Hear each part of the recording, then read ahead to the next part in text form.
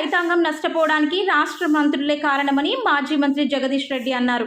తెలంగాణ భవన్లో వారు మాట్లాడుతూ ఒక పథకం ప్రకారం రైతాంగాన్ని దళారులకు, మిల్లర్లకు వదిలేశారన్నారు. కొంతమంది మంత్రులు, దళారులు, మిల్లర్ల దగ్గర వందల కోట్ల డబ్బులు వసూలు చేసి గొర్రెను కసాయివాడికి అమ్మినట్లు రైతులను అప్పగించారని మాజీ మంత్రి ఆరోపించారు. వాస్తవానికి వాళ్ళ ధరలు పడిపోవడానికి, రైతాంగం నష్టపోవడానికి కారణం రాష్ట్ర ప్రభుత్వంలో ఉన్న పెద్దలే, మంత్రులే. ఒక పథకం ప్రకారం రైతాంగాన్ని దళారులకు, మిల్లర్లకు వదిలేసిండ్రు.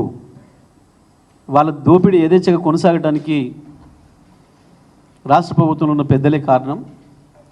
దీని వెనకాల వందల కోట్ల రూపాయల కుంభకోణం ఉంది, వందల వేల కోట్ల రూపాయల కుంభకోణం ఉంది. రాష్ట్ర రైతాంగానికి విజ్ఞప్తి చేస్తున్నా నేను, రైతు సోదరులరా, మీరు నష్టపోతున్నది, మీరు దోపిడీకి గురవుతున్నది యథాలాపంగా జరగటం లేదు.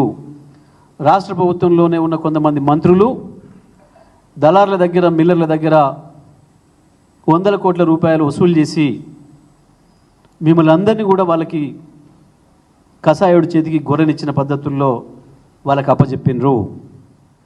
మా దగ్గర అన్ని ఆధారాలు ఉన్నాయి.